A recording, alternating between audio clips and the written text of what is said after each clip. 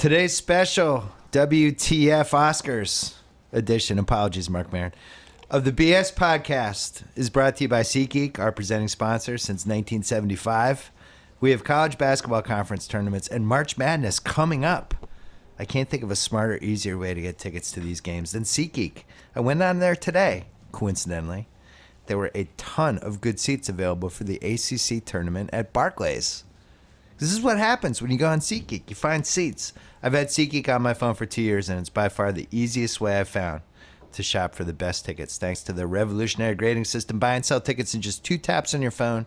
Everything is fully guaranteed. Try it out. Download the SeatGeek app today or go right to SeatGeek.com. We're also brought to you by The Watch, one of our Ringer podcasts that had a live post-game show after the Oscars last night, not realizing that this would be like having a live post-game show after like Jack Ruby shot Lee Harvey Oswald or something. Like it was that kind of what the F moment. And check that out, The Watch. You can hear them, Andy Greenwald, Chris Ryan, and special guest Amanda Dobbins reacting in the moment. Or you can listen to us right now. We have Sean Fennessey and Wesley Morris coming up to talk about the craziest Oscars of all time. But first, Pearl Jam.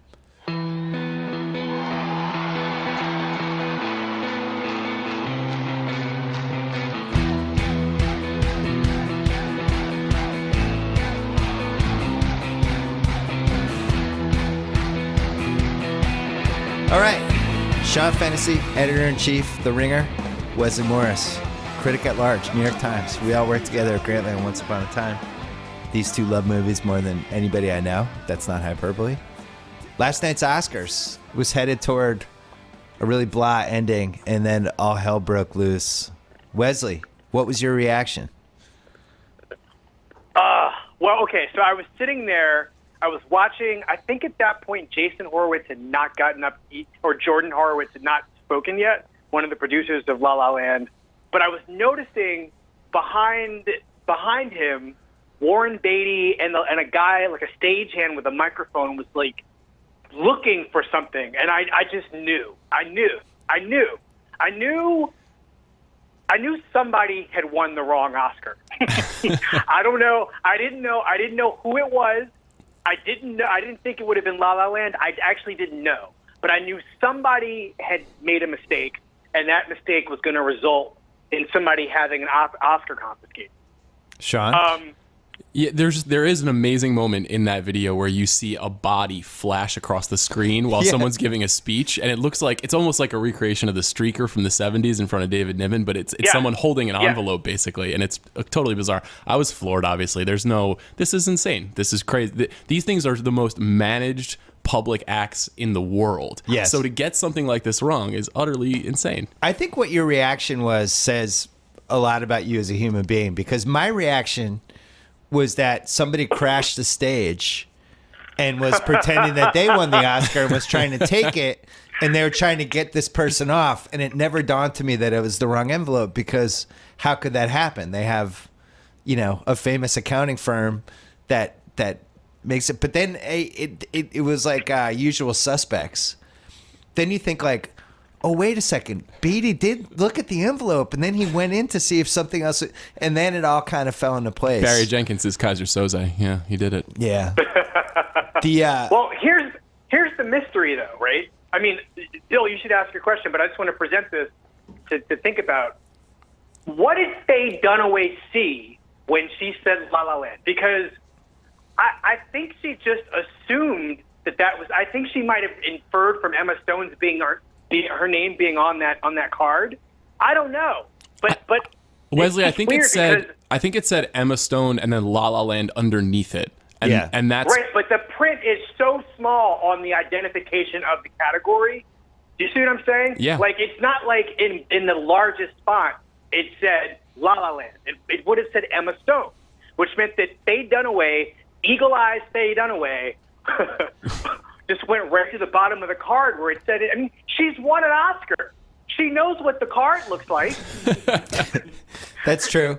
Good points. Faye Dunaway's old. I think you got to just remove all whatever off the table. I hate to use the old people thing, but like if my mom was up there, first of all, My mom, when we're at a restaurant, needs like a bright light to, like, she probably couldn't see. She probably just saw Emma Stone and was like, oh, it's La La Land, and wanted to get it over with, would be my guess. It also wasn't her job to read that name. Like, clearly Warren Beatty was going to read the name. You see him open the envelope. He looks at what's on the card, and he's baffled. Yeah. And then he passes the buck quite clearly. Right. So Well, you know, I think was he was trying to show her how weird this was, but he couldn't say into a microphone, "Hey, don't you find this crazy? This says Emma Stone." I want to know what you guys And would have she done was in this supposed to- scenario. I would have stopped. I told you this last night, Bill. I would have pulled an Adele and just said, "Wait a minute, stop. This is not right." I would have basically done what Jordan Horowitz wound up having to do, All which right, so- is to say, But let's say Leo opens the envelope. He probably stops, right? Because he won last year. He knows what the envelope looks like. But Warren Beatty hadn't won an Oscar in how many years? 35 years. 35 years, and he's an old man. well, And, Faye Dunaway was even longer than that. So right. It went from being so happy to see them on the stage together. Like I saw some terrible horror movie a couple months ago. I told you this, Wesley, and Faye Dunaway was in it for 2 scenes, and I was just kind of bummed out. Faye Dunaway, this iconic actress from the 70s, and now there's a relevancy again. But I have 2 very important questions. Mm-hmm. Does this go in the first sentence now of Warren Beatty's obituary? When people write about Warren Beatty, are they going to say Warren Beatty, comma, who was involved in the craziest Oscars disaster that ever happened and also won a bunch of Oscars? Like, how does this play out? Wesley, what do you think? No. Because no. If he dies tomorrow, maybe. And this look from the look on his face, this was probably enough to kill him. He's lucky to be But- alive. He is. I just feel like, oh man, I have so much sympathy for every single person involved in that scenario. Moonlight was the movie I wanted to win most. I do not hate La La Land the way some people hate it. I think it is a good movie with some bad political problems for me, but I like talking about them. I would not wish what happened to anybody last night on my worst enemy. Not the people at the accounting firm, not Warren Beatty, not anybody involved with either movie, not the poor stagehand who had to figure this nightmare out. Like, it's so bad. And I think as far as Warren Beatty goes, no, because he was a classy gentleman about it as far as I'm concerned. Okay, good. I mean, he honestly didn't know what to do. Yeah. I mean, he made the wrong decision in as much as he just didn't turn around and say, "You guys gave me the wrong envelope." Well, But it reminded me in a weird way of the Justin Timberlake Janet Jackson Super Bowl, where it took 2 people to tango, and in this case, JT was Faye Dunaway, and Warren Beatty was Janet Jackson. Like, she was the one that said La La Land won. He was the one who was confused and didn't know what to do, and she barged in. And then the reaction was, "Oh, Warren Beatty, what happened?" It's like, what about Faye Dunaway? She's the one who ripped off the thing and showed the nipple. I think it was because he was so expressive in the moment. He's become such a ham in his dotage, and he's so good at kind of popping his eyes and making a face that makes you think like, oh, Warren's up to his old tricks again. Yeah. So I think neither one of them is really at fault. I was just at Starbucks 5 minutes ago and I grabbed the wrong coffee. Someone got their coffee ahead of me, and I went to go drink it, and someone was like, "That's mine." And I was mortified, mortified, because I had made that mistake, and that was in front of 5 people in a Starbucks. Not 120 million. Not 120 also, million people. Sean, can I ask you a crazy question? Go. Did you take a black person's coffee? No. It was a small white woman, and she got it. I've known Kimmel since November 2002, and he's one of those guys. He's like Nick from The Bachelor. You can read his face at all times. And he was really upset at the end. Like, that was the "I'm genuinely upset" Jimmy face. Like, I think he felt horrible about what happened and just didn't know what to do. And he actually handled it really well. I mean, think about like if Seth MacFarlane had been the host for that, or some of the other hosts they've had. Like, that could have been a disaster. Bill, I think Jimmy was a great host. He was really, really good. I agree. He was there the whole night. He never flagged. But I will say that moment, he like trying to add some kind of levity, and then he made a moonlight joke, and I think that was the one part of the night where his improvisational and fast thinking, it just didn't work because something serious was really happening, and it clearly wasn't funny to anybody. That's a fair point. I don't think I think when you're in the moment like that, you don't realize the gravity of it. You're just trying to be like, oh man, I better, but I think everyone goes under the bus here. And no one was at their best in that moment. This has never happened before. It was incredibly weird. Even a lot of people have gone out of their way to compliment Jordan Horowitz, like you pointed out earlier, Wesley, about the way that he handled himself. He did handle himself very beautifully, but there are plenty of people on the Ringer staff who were like, yeah, but the way that he talked about my friends in Moonlight, that made me uncomfortable. Come on. There's What are you all kinds of you can't criticism judge somebody in that. and undermining, and we're on uncharted terrain here. Well, no, go ahead, Wesley. I don't know. I just think that. Oh God! Can you imagine? This is the Oscar dream that I have every year, except it never comes true. And it's always like, this year I had it about Isabelle Huppert. I had an actual dream that Isabelle Huppert took Emma Stone's Oscar. I swear to God, she went up on stage and just took the Oscar out of Emma Stone's hand. I'm not kidding. Well, you know who else dreamed that was gamblers, because there was some heavy some heavy Isabel action. She went from like 20-1 to 9-1. And then on the other one that had a lot of movement was Denzel. Yeah. By the time the Oscars launched last night, Denzel was like a minus 180 favorite. And that's like, there's a lot of people that won last night just because of what happened and how it played out that overshadowed everyone else. Denzel's reaction during the Casey Affleck speech, I think, would have been a big deal today, and now nobody cares. Yeah, what did you make of that, Wesley? Yeah. Just look at the look on Denzel's face when Casey shouted him out from the stage. Again, these are scenarios in which, they're for the great. I don't ever want to experience any of that in my life. And Denzel Washington, I don't know. He likes to win. Mm-hmm. I think by the time last night happened, it'd be one thing if he hadn't gotten anything for that performance, but was just consistently nominated all, throughout this entire process. But he won a SAG award over Casey Affleck. Right. And that was actors saying to these two actors that Denzel, we think this performance is better. I think there was also the sense that Casey Affleck would get dinged somehow by enough voters by the sexual harassment situation for that to be sort of distasteful for people. But I think Denzel's reaction was, the reason to love that man is that he doesn't act when he's not being paid to. Right. That's a good way to put it. I heard, so last night or yesterday afternoon, ABC was rerunning old Barbara Walters Oscar interviews. Oh. And they rerun this one from Denzel from 93 after he'd done Malcolm X. When he was like Al Pacino. Right. So there was a couple fascinating things about this. One is he's almost cocky. Like I would use the word cocky to describe it. And he's completely unself-aware, which the internet over the next 15 years completely changes what a Barbara Walters interview is. And all of a sudden now people are tiptoeing and being very careful.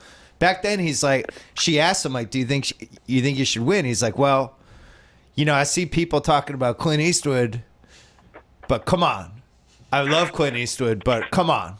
That's not what he did in that movie compared to what I did. And you're like, whoa!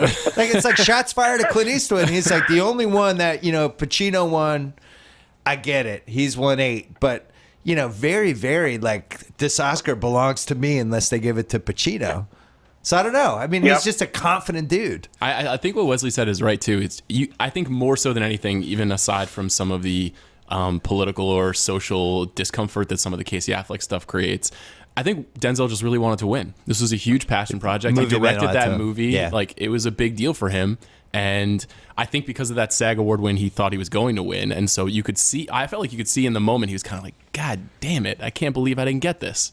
I have a take that's going to make both of you uncomfortable. Casey Affleck should have won. It was a I better agree with movie, and he was better in it. And Fences was a half hour too long. I'm sorry, it just was. It was a play brought to life, and he's very Denzel in it, and he's very powerful. But Casey Affleck, that was like, first of all, it's the best performance he'll ever have in his career. The role was amazing. The movie was so affecting, and it's one of those movies I'm going to remember watching 10 years from now. I'm not going to remember Fences 10 years from now. Like not with that kind of impact. Here's what I would say. I mean, you're right about Fences not being the movie the play is. It cuts a lot of corners. It's not as deep. There's something about having the camera in the way of these two people connecting and figuring out their marriage together that really works on a stage that really doesn't work as powerfully in a movie. The other thing about Denzel is, and this is just gender in America. Can you imagine? Now what is that? That would be Denzel's 5th time losing an Academy Award as an actor. Meryl Streep has lost 17 of those bad boys, or 18 of them. 18. Can you imagine that, if she thought she was going to win for Florence Foster Jenkins last night, if she had sat there the way he had sat there, right, and it just been like, I'm not doing this. This is ridiculous. I don't think he needed to win the Oscar for Fences to validate anything that's happened in his career. And no, I don't know. I think he's been better in movies. Do you think that was one of the 3 best performances of his career? I would say hell no. I mean, it's not, but it is one of the 3 best of probably the last 10 years. And of his last 10 years. Yeah. Yeah. And obviously, like I said, it's a very personal movie for him. It's complicated. I was almost certain that he was going to win after Barry and Terrell won for the Moonlight script, and after Mahershala won, and after Viola Davis won. And it did seem like, at least in the acting categories, there was a very pronounced sea change that was happening. But I thought when Lonergan won for screenwriting, that's what made me think that Casey was going to win. And the other thing with Denzel, the son in Fences is just not good. And he has a lot of scenes with that son. And it's like watching, LeBron James playing pickup against like the 15th guy in the Cavaliers. Like the scenes are uncomfortable because the son can't hang with Denzel. I think that's not that he's not good. I think it's just that you've got Denzel and Viola in a movie and they're just the wattage is on 1,000, The son's not that good. Okay. If you compare him to the kid in Manchester, who I thought was really good, Lucas Hedges, he's not remotely as good as that kid. And Casey had a lot of good scenes with that guy. I just thought Casey was better. Wesley, here's what the other thing to say about. Oh wait, what's Sean? When Damien Chazelle won, did you think that it was over completely, or were you still holding out even an ounce of hope for Moonlight? What I would say is, and I don't know if I mentioned this here before, but no, I didn't. I haven't told you guys this because I don't. I think that when you've got a movie nominated for 14 Academy Awards, there are some things that you'll know instantly in the beginning of the evening how things are going to go for that movie. Right. Especially if it doesn't have any supporting actor nominations. You just have to watch and see how many, like whether it wins some of those craft awards that under ordinary circumstances it should never win. Like the winning sound mixing and sound editing. If La La Land had won those 2 awards, it would have won everything. Because that would have just meant everybody was checking boxes for that movie. So I knew when it was only winning sporadically and there was no clear momentum, and it was losing to movies that it should have lost to. Although we can talk about the Hacksaw Ridge that editing went in a second. Yeah. But I think I always thought that there was a possibility. I always think there's going to be an upset at Best Picture. I mean, it doesn't always happen, but sometimes it does. Hey, Wesley. And Speaking of winning. I'm here. Yeah, speaking of winning, let's talk about Squarespace because they've been winning a lot lately. If you've resolved to take on a new challenge, like starting a business, changing careers, or launching a creative project in 2012, be sure to lock down your next move with Squarespace. It's used by a wide range of people and businesses, including musicians, designers, artists, and restaurants, and maybe now Price Waterhouse, and allows you to create everything from a personal blog to a portfolio from which to showcase your work, or an online store where you can officially be open for business. You even get a unique domain to say you're part in your field, and with Squarespace's award-winning templates, Creating a beautiful website is a simple and intuitive process. Fennessey went right to his phone as soon as I started reading this. I love Squarespace. There's nothing to install, patch, or upgrade ever, and Squarespace's award-winning 24/7 customer support can help you with any problem, no matter how technical or trivial seeming. Start your free trial today at squarespace.com. Enter offer code BS, my initials, to get 10% off your first purchase plus a free domain. That's BS for 10% off your first purchase at squarespace.com. Squarespace, make your next move, make your next website. I have another controversial opinion. I can't remember the last time I watched an Oscars where I felt like in the 6 major categories, I was completely happy with all 6 choices. Mm-hmm. Moonlight was by far my favorite movie last year. Mm-hmm. I was really happy it won. Usually I'm always mad at whoever wins the Oscars. And this year it was like, wow, they did it. That was the most affecting movie I saw the whole year, and it actually won. This is great. Not a lot of people saw Moonlight, though. And so when I was just looking at my phone, there's breaking news that this was the lowest rated Oscars of the last 9 years. Yeah, that made sense. Which is something that people had been kind of talking about in the last few months. It's an interesting thing when a movie, there's no, like I wrote this morning, there's no precedent for a movie this small winning. A movie with a budget this small, with an unknown cast, with a filmmaker making only his second film, set in a city, like a place that people have never seen before. There's so many factors that go into the Moonlight win that make it so extraordinary, so unlikely. And not to mention, it was a discovery of a gay boy becoming a gay man. Yeah, I mean, you left that part out. That just won the Oscar. It's unbelievable. Wesley, I am equally shocked. The thing that sucked about what happened last night is I was not allowed to really think about it until about 11 o'clock this morning. Right. And, I think circumstances under which it won kind of suck because there's a whole paragraph that you have to get through to get to what a monumental event that was.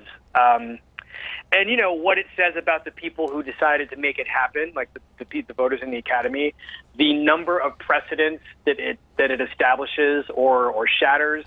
I don't know. I mean, it's from a studio that I would say basically has come out of nowhere, as A24 is having some of the best tastes in film distribution, in American film distribution. It's unbelievable what they've done in 5 years. Yeah, I mean, it's amazing, and I think it also says a lot about how broken Hollywood is too. And this is nothing to do with how great a movie Moonlight is, but it's also really worth noting what those 9 movies were and where they came from, and who was in them. And I mean, there was a time when Fences would have been satisfied with having Denzel and Viola be nominated. Right. The idea that it's a Best Picture nominee, I mean, and it's not so much that's not a judgment against that movie's quality. It's just to say that it was a pretty weak field, and I would say that Fences probably skated to that Best Picture nomination because those people in the Academy had to put something on their ballot. Yeah, and I wonder if it also... what have we had? This is like year 7 of more than 5 films. Yeah, 2008 was the first, or 2009 was the first year. It almost makes it easier for a movie like Moonlight to sneak in if it's 5 nominees. I wonder what the threshold is. Every year we talk about this, and this goes back to William Goldman writing about it 1 million years ago, but they don't show us the votes. Mm-hmm. I don't understand why. I think it would be really interesting to find out, Moonlight won by 7 votes. I think that's in play. Here's the breakdown. Or Moonlight only had 17% of the vote and it won. We don't know. I'd like to know. Well, this seems like relevant information. There are a lot of complications with the voting. Like the rules are fairly arcane, where if a movie doesn't get a certain percentage of first place votes, then you start rendering the second place votes for a movie. It's actually more complicated. I would like to know that stuff, though. Yeah, this seems important. I think Wesley's right, though. This is a weird, very anomalous year. Like the fact that La La Land, which is a very strange, unlikely frontrunner, was thought to be such a juggernaut that it tied the all-time record for most nominations is bizarre. It's a postmodern musical, made by a guy who loves the films of Jacques Demy and is obsessed with jazz. Like, that movie has no business being the frontrunner at the Oscars. Or making $350 million and counting. It's bizarre. Who would have guessed that either? It's bizarre. And it's also, and it has been slagged off a lot in the last 2 months, but I think in some ways this is weirdly one of the best things that could have happened to La La Land in people's memories, because now it has resumed a little bit of underdog reputation. But nevertheless, like, I think that's true of not just Fences, Wesley, but Hidden Figures, Hacksaw Ridge, these movies that, are pure Hollywood spectacle, but oftentimes would be on the outside looking in of a prestige conversation. They would be maybe 6 or 7 or 9 in the conversation, but because there are 9 opportunities and because there was not, there was no Saving Private Ryan this year. There's no Brokeback. No. Well, Brokeback Brokeback wins if this is 11 years later, right? Right. Totally wins. Yeah. There were upsets, but there were no juggernauts. Yeah. Wesley. Yeah. This is a good thing, right? For movies? Or does this have no impact whatsoever? I think this is a good thing, but it is indicative of a bad thing. I think this is a really good thing for a studio like A24. I think it is a good thing for people who produce and subsidize our movies to really believe that there is some kind of audience for a movie that does not star famous people, especially famous people like Denzel Washington, famous black people. I think it is good for movies that aren't about anything larger than just being alive. I mean, that's another thing that's unprecedented as far as I can remember. Like, a movie that's not about Hollywood, that isn't about war, that isn't about something that happened in real life from the headlines, and it's just about people living lives. That movie is, I mean, I'll have to look, but I can't recall. Maybe Driving Miss Daisy, crazily enough. You know what I think it is, Wesley? I think it's actually Crash is the last time there was I was gonna say, but that doesn't really count, does it? Well, I mean, it does count, but it doesn't count. It's about an issue, right? Yeah, it's a pat yourself on the back movie, but it doesn't fall into that traditional war biopic movie about Hollywood trifecta that a lot of Best Picture films fall into. It's interesting. So one of the things that's happened in sports the last 5 or 6 years, which I've talked about and written about, is that the sophistication of the internet and all the people writing about what should happen and here's what was actually good and don't do this, and it's actually prevented us from MVP and Rookie of the Year and Coach of the Year, all those kind of disasters. You don't have massive mistakes with the MVP anymore. There's so much written about it, and I think the voters don't want to look bad. They're also more educated, I think, than they used to be when they read this stuff and like, oh, it's actually not that good that he's averaging at 30 points a game because this plus minus, and you just go to this other level. And I wonder if that's starting to happen with the Oscars. I don't know how old the people who vote for this stuff is, but well, yeah, but it just seems like the sophistication has to be up because you think about it, like La La Land wins cinematography, right? Doesn't win screenplay. Lonergan wins screenplay, and he should have won screenplay because it was a better screenplay than La La Land. La La Land wins best song. La La Land wins best director. I'm fine with that. That movie was extremely well directed. Emma Stone wins best actress. It's defensible, but it's like Sure. On down the line, there was no outrageous pick, and I wonder if that's where we're headed with the Oscars. Well, here's my interpretation of that. I think that you're right that in the sort of the core 6 categories, for most serious film fans, this was a pretty good outcome, right? You can go down the line and just say, I feel good about all these. The Academy, obviously, in the last 12 months has made a lot of moves to diversify the voting body. That helps. They've added more young people. They've added more people of color. They've added more women. They've added more international members. I think that that's part of the reason why this happened.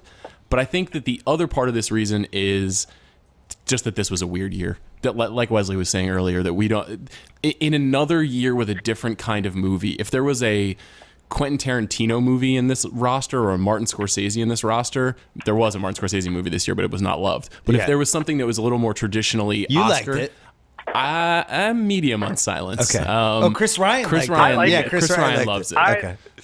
I'm in. I mean, listen, there's a whole other class of movie that I think the movies don't even recognize they make anymore.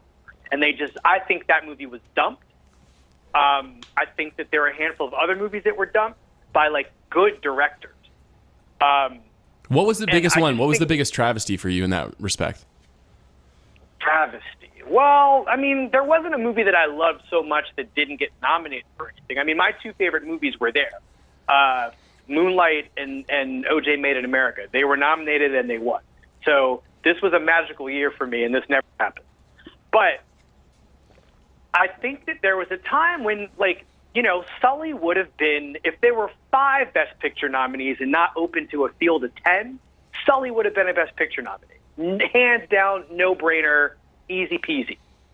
But for some reason, I don't know what happened. Like Clint Eastwood has fallen out of favor with these people, but Mel Gibson is back. It's bizarre. Do you know what I mean? Like, I don't know. I don't know what.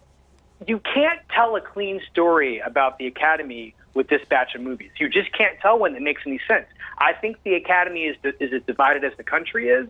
I think, Bill, you're right. I agree with you. I think every year we should know what the breakdown is, because I'm sure that Moonlight did not. I mean, I'm not sure if the winner has to have a plurality or it definitely has to have a plurality. But I don't know whether or not. I just don't think that Moonlight got like an overwhelmingly high number of votes. I just think that things are so split. You know, I think Hidden Figures might have come in second in the voting. Great theory. I thought Sully should have been nominated because, as Amanda Dobbins said, it's 90 minutes, and that itself is a major achievement. To be able to tell a start-to-finish movie in 2017 that's 90 minutes, you deserve to be nominated. And all of those shots are the first take, because, you know, Clint only does one take. Clint was done. He finished the movie in 3 days. Amazing accomplishment. They did, and then the rest was CGI'd plane crashes. Just had Hanks coming in. Hey, all right, Tom, we're going to bang out that second courtroom scene right now. You know your lines, right? I'll put the cue cards right here. We can done by 5:30. Wesley, in 5 years, what is the thing that makes you the maddest about this Oscars? Oh, boy. About the show or the winners? The winners. Or the ones who didn't win. Who were nominated? I would say, I mean, listen, I can't be mad about Isabelle Huppert. I mean, as great as she was in Elle, that is like the tip of the iceberg of how incredible she actually is. I mean, she's given so many great performances that should have been given something that is almost, you know, if we cared about that sort of thing, really, we'd be up in arms about that. I think my thing is, I think Viola Davis should have been in the Best Actress category. Me too. I don't know how. I mean, I know how it happened. I mean, it's all rigged for what happened to happen, so she could win. But I mean, I think she would have won Best Actress last night. I do too. It's the equivalent of if Kyrie Irving, the Cavaliers, had put him in the Sixth Man of the Year balloting, and it's like Kyrie Irving started every game. Well, we're putting him here. You can't say we can't. There's no rule that says we can't do it this way. But he never played. He never came off the bench. We don't care. That's basically what happened. She's in. Yep. I would say if you did a usage rate or you did time of possession of that movie, she might be in as many scenes as Denzel, or at least like 85, 90% of them. It's close. Yeah. That was outrageous. But that doesn't matter, right? For me, what matters is our Hannibal Lecter theory, right? Yeah, and that was wrong. And really. she should have. But that was wrong. We've argued about this. He was a supporting actor. He's in 4 scenes. I don't know. I don't think time is really. I just don't think that time. I mean, I guess this is an argument against my argument, but I think that it's really the impact you have on the movie and the moviegoer's appreciation of what happens in the movie. I'm willing to argue that Kevin Spacey might have been in Usual Suspects, was probably a lead performance. Fair. There's a great story. I mean, the movie. There's a great story that Orson Welles tells about why he took a role on stage for this play. I think that was called Waiting for Mr. Chan. And the reason that he took the role, even though the lead character doesn't show up for the first 50 minutes of the play, is because the character's name is in the title of the play. and the whole thing is sort of built around him, even though he only appears at the very end of the story. And that there are movies, I think Silence of the Lambs falls into that category of like, Silence of the Lambs is about Hannibal Lecter. It's about Clarice Starling as well, but the energy around that movie was about Hannibal Lecter in the same way that I think Interesting, the energy theory. Well, I think people are going to remember Fences in the same way because that Viola win was so expected and excited that people are going to really remember that movie as the movie where Viola won her Oscar and not, Denzel's directorial debut or even an August Wilson adaptation. They're going to say, oh, that's the Viola Davis Oscar movie. I'm going to remember it for the 20 minutes after it ended when it still kept going. After Denzel died. And then there's another 20 minutes after that. It's like, wait, is Denzel's dead? We're still going? I think we're still going. There's one thing that is important to remember about this, everything that happened last night and the results of everything that happened, is that people think of the Academy and the voting body as just actors and directors. And there are a lot of people that vote for the Oscars that are technicians and producers and, people who deal with money and people who deal with the business side of things and people who hold lights to shoot film. Like it's a much more diverse group of people than you might think. Some of them are very old. Some of them are not keeping up with the film industry on a beat to beat basis the way that we might. But it's a very random group of people. Some of them are hanging out at the bar across the street, and some of them are at the Palm having dinner. There's a real complexity to the way all this stuff shakes out, and that's why some of it is inexplicable right now. Most memorable scenes, which should be an Oscars category and isn't. The best scene that I saw all year was Casey Affleck and Michelle Williams on the street with the little hill when she's apologizing to him. Like I'm still haunted by that scene. What are they doing putting that in the reel for I Michelle Williams? I couldn't believe that. Yeah. And why put the Casey Affleck, the furnace exploded scene in there? Because a lot of people probably haven't seen that movie yet. Terrible. Denzel and Viola, the famous scene from that movie was amazing.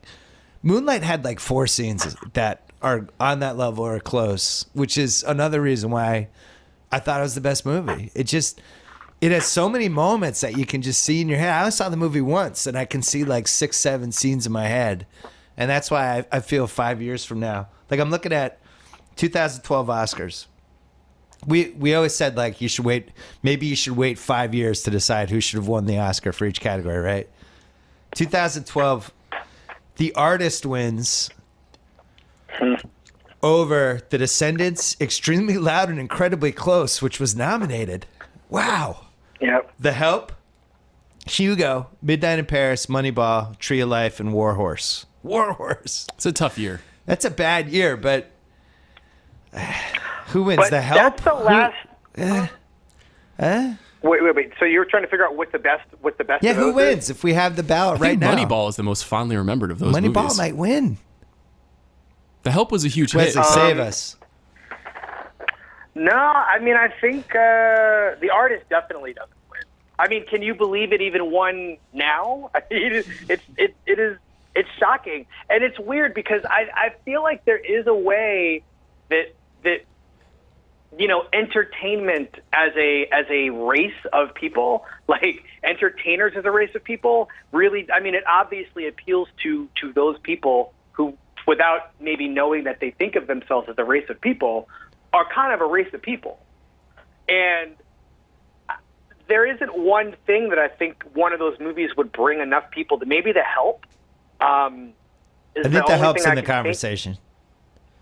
Best director, right, the guy from The Artist won.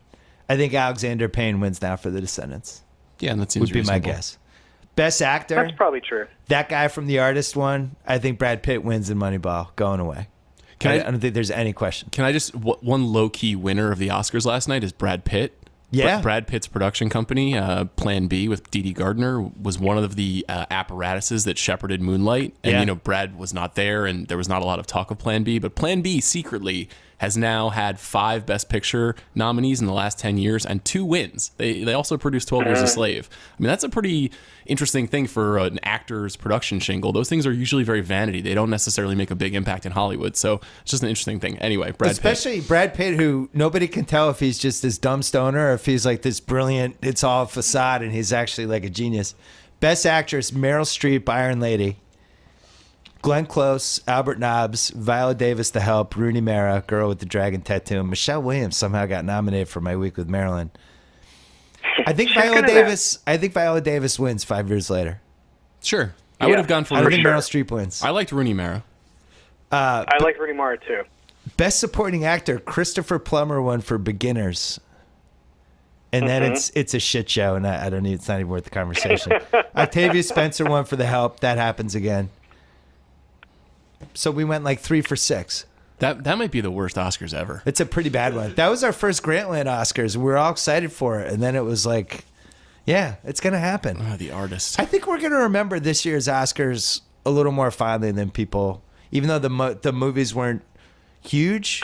I think there's some good ones that are going to stand the test of time. I really feel like Manchester's going to be remembered the same way like we talk about You Can Count on Me and some of those other ones. And Moonlight's going to be an all-time indie classic.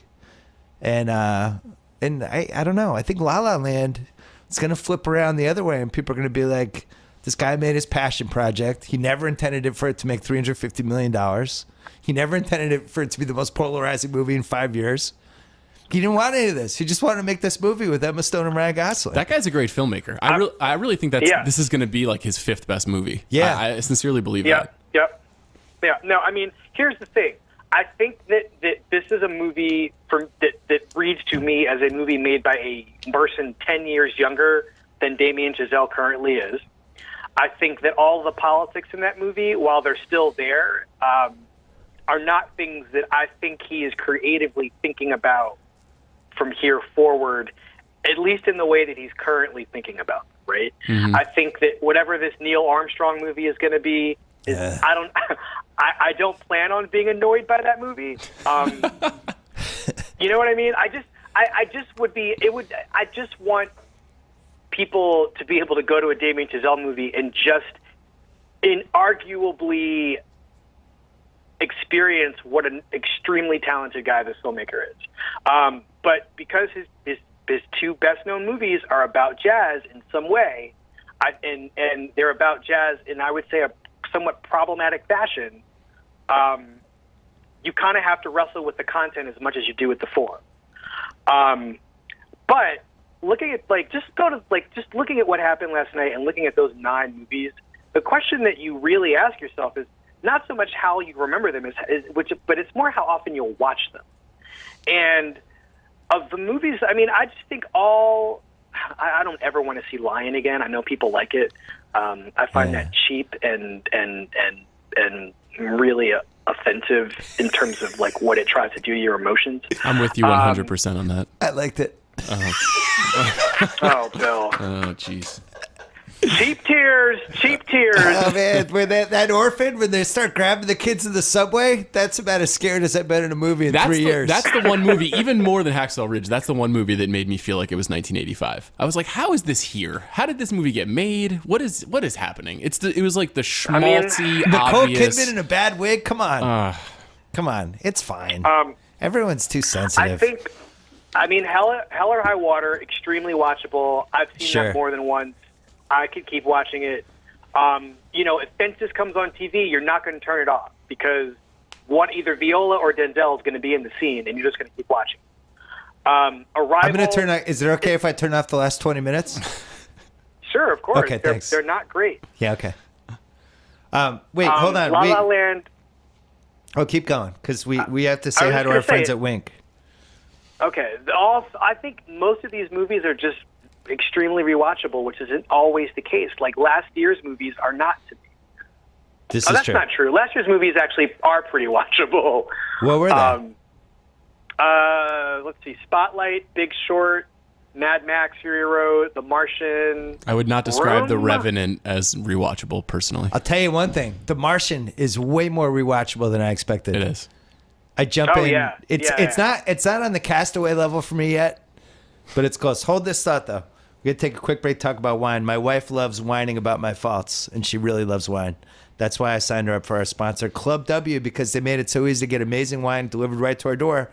Well, guess what? Club W is now called Wink, W-I-N-C, despite the new name and the improved look. It's the same old great wine company that works with winemakers all over the world to create wines you'll love. Wesley, you like wine. You love wine. I do. I've seen Guilty you as drink charged. wine. I'm sending you some Wink because you've been on like 7 podcasts. Yeah, I'm signing you up. It's a personalized wine membership that recommends wine specifically for you and me based on the results of our palate profile quiz. They'll even take your feedback into account so they can learn more about your preferences with every order. If you don't like a bottle they send you, Wink will replace it with a bottle you'll love. No questions asked. Sign up for Wink right now. Gain immediate insider access to the best fine wine from all over the world. Find out for yourself why me and thousands of others who love wine are raving about Wink. And I have some good news. Wink offering my listeners $20 off right now, plus complimentary shipping if you go to www.trywink.com/BS. Remember, TRYWINC.com/BS. Fine wine personalized for your palate coming right to your door. It's a miracle. That's trywink.com/BS. Okay. I was watching No Country for Old Men over the weekend. To me, that's everything I want from an Oscar movie. It was great in the moment. It has little like top of the career moments for a couple different people in the movie. It made me think. I liked it more the second time I watched it than the first time. And the scene from the moment Josh Brolin checks into the hotel room all the way through to when he ends up getting murdered at the pool, which we don't even see, I think is one of the best like 35-minute stretches of any movie. And Javier Bardem he becomes another human being. Like, I almost feel like the character he plays in that movie is not a real person and isn't even him. That's what I want from an Oscar movie. And I feel like of the ones we had this year, I think Moonlight comes the closest to that and might even match it. But great in the moment. I think it's going to stand this test of time. I think the acting performances will. I think we're going to remember it as an important movie. That's why I brought it up. Yeah, it's an interesting example, right? Because that is an example of a bunch of people who have 25 to 30 years of experience at their peak. Yeah. You know, from the Coens to Josh Brolin to Javier Bardem to Tommy Lee Jones. A little Woody Harrelson in there. Great Woody Harrelson. But it's also a very unlikely Oscar movie, and it's a good time to talk about it, too, because it's 10 years this year. Yes. Because it's exceedingly violent. It's very strangely told. The climax is not on camera. Right. There's just a lot of really unusual stuff that's happening inside of it. So it is both like a great example of what you're talking about, but Moonlight is almost the polar opposite. Everybody on screen, unless you're a big Luke Cage fan, you just have never seen these people before. It's it's Barry Jenkins' second film, but for most people, it's his first. It's kind of hard to know. Like, Wesley, what do you see happening for the whole diaspora of Moonlight? Actors, the writer, directors, producers happening now. Like, did they all become big stars because of this? I mean, Mahershala might. Naomi Harris is just one of those actors who works all the time anyway. I don't know what changes for any of these people. I mean, this is the thing this is the other side of what I was answering when you asked me before, Bill, what the pros and cons were of this Moonlight situation, like what changes. I don't know that a lot does. Unless I have to say, Sean, you brought up Plan B earlier. Plan B is a really good example of entertainment people putting their money where their mouth is. And, he can build houses in New Orleans. He can help, black filmmakers get black stories told, Brad Pitt. I think there have to be more people willing to lose some money or like roll the dice to make some money and get some attention and do some good in terms of storytelling. And I don't think it always has to be, they can be crazy things like Get Out, which is the #1 movie in the country, not winning any Oscars, but was clearly a movie that Jordan Peele felt like he had to make. Jason Blum gave him a little bit of money to do it, because Jason Blum, who I think is officially the most important man in Hollywood at this point. Wow. Think about he's undefeated right now. And he doesn't give a shit about the Oscars. Yeah. He's at 1 Oscar nomination. He produced Whiplash, or was responsible in some way for Whiplash. I think this is a guy who, he'll be at the Oscars again someday in like a major way, and he'll win. But once he finishes counting his money, yeah. Right. I think that he I mean, he's a really good example of somebody who will just tell the best stories by the best people. He did Shyamalan's movie. The movie's a huge hit, and it's really good. I think he's a good presiding influence over filmmakers. But the question is, how many people like that and the Plan B people are really going to give people who aren't Damien Chazelle chances to make movies that aren't a Star Wars movie? Forget that. I mean, those people aren't even making Star Wars movies. They're being given the option to. But what are we gonna see from people who are, Asian American, Arab, Latino? I mean, there's so many profoundly, deeply, more intensely underserved movie-going populations in this country than just black people. And I think that there's a lot of rewriting of a lot of capsized ships that has to go on too. And if Moonlight winning an Oscar can get people to begin to really reckon with what it means to diversify my movie-going experience, that's a wonderful thing. I've been alive long enough and the movies have been around long enough for us to all know that that's not entirely the case. Well, Moonlight, one of the reasons it works is it had to be a movie. I think where the big struggle has come, and we've talked about this before, just creatively, is what's a movie and what's a Netflix series. And whether Boogie Nights would have been a movie 20 years later, or whether Paul Thomas Anderson would have taken his Hard Eight money and just said, oh, Netflix is giving me $20 million to make Boogie Nights as a TV show, I'm going to do it. And just goes that way. Moonlight had to be a movie. Moonlight couldn't have been a Netflix series. Guess what Barry Jenkins is doing next? A Netflix series? An adaptation of the Underground Railroad that is not a movie. Colson Whitehead's novel. So, that's how it goes. That is the state of creativity. Like Wesley, I completely agree, and it'll be really interesting to see if there is some sort of cascading effect of opportunity here. I think in some respects there will be, in others there won't, because there's just people at the with their hands on the levers of power that are not totally comfortable making those decisions yet. But if Barry Jenkins can get $50 million to make an amazing Netflix or HBO or Amazon, miniseries, that's great. That's going to be great. I'll also just say that if Barry Jenkins is being given $50 million to make that and it's not going to the movies are dead. Yeah, that's not good. Well, we still have Mel Gibson. Oh. I hate to be that guy, but I just think it's true. I mean, we're at a point, we're at a real critical juncture right now where if you're pick a great filmmaker and you're being in the good money for good work is coming from the Netflixes of the world. By the way, a company that, to my mind, is on the verge of Weinsteining their movies, which is Weinsteining their product. They get all this stuff. They just have it on the platform. You don't really know it's there. There's not a lot of advertising for a lot of this stuff, and it just kind of sits there. As far as I'm concerned, there's no real cultural conversation around a lot of these works, and you just have to hope you've got a friend on Twitter who's also watching it. And I don't like that model necessarily. And maybe this is just like I'm just old enough to kind of want the sort of more organized chaos of what movie-going traditionally has been. But I also think it says a lot about where movie making and movie production and entertainment production is, too. Everybody wants to be on a streaming platform because in some ways it seems like some sort of guaranteed. I don't exactly know what the money is on it because they're not transparent companies. Well, it's transparent when you give somebody a budget. Like Scorsese couldn't make The Irishman for 5 years, and Netflix was just like, "Here's $93 million, go make it."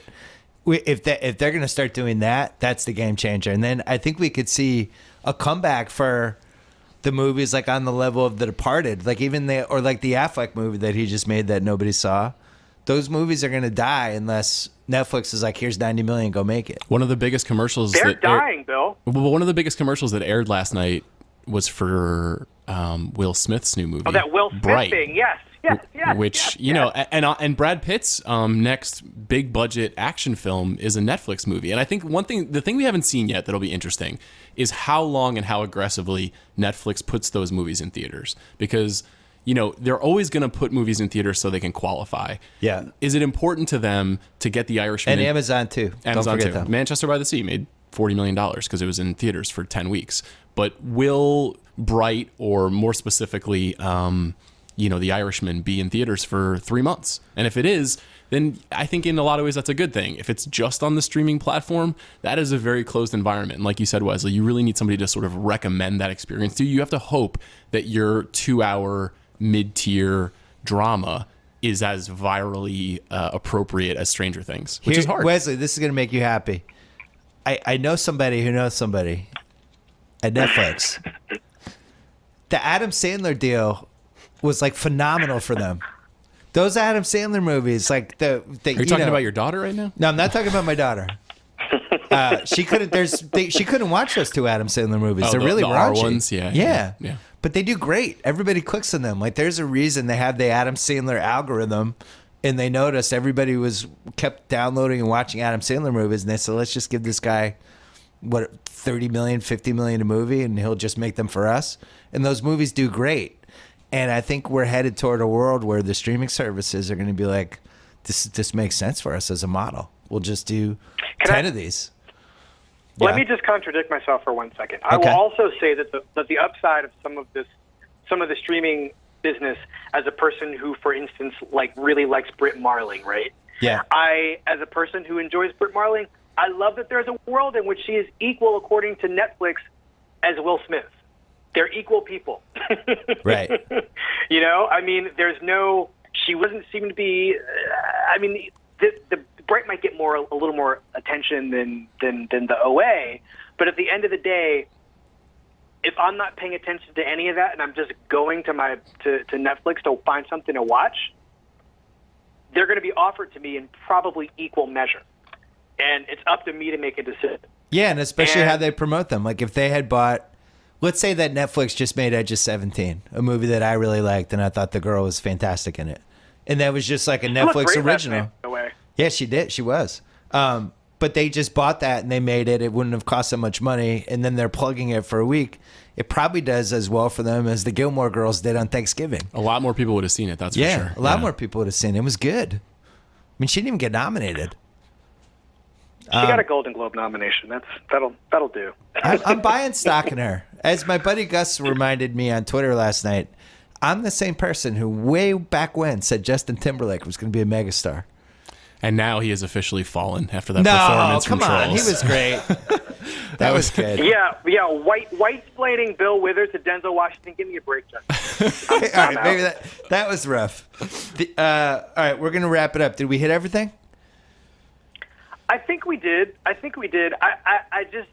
just want to exclaim one more time how crazy what happened last night was. I mean, it's just crazy. Yeah. And I it's feel not gonna really fade. bad for those movies. Yeah. No, I mean, I feel really bad for the La La Land people. I feel really bad for Warren Beatty. I'm really happy for Barry Jenkins and the Moonlight people. I really am. While we've been recording, PricewaterhouseCoopers officially claimed full responsibility for the screw up, which is interesting. I'm not sure if somebody was forced to take the bullet there. I wonder how many people got fired today. This is one of those. I mean, can you have a more public failure than what happened last night? No, that's you had one job. It's the definition of you had one job. Hey, Wesley, quickly, 2017, what movie have you liked the most so far? Get Out. Okay, so I need to see that this Get week. Out Same. Okay. Yeah. Yeah. Not John Wick 2? John Wick 2 is good. John Wick 2 is fun. I like Split, but I mean, Get Out is it's not even perfect, but I mean, the things that are imperfect about it are even kind of special and weird. And it's a horror comedy, but it is also, by the time you get to the final 2 or 3 scenes, it's a tragedy. It is a real, honest to goodness American tragedy that is given horror comedy clothing.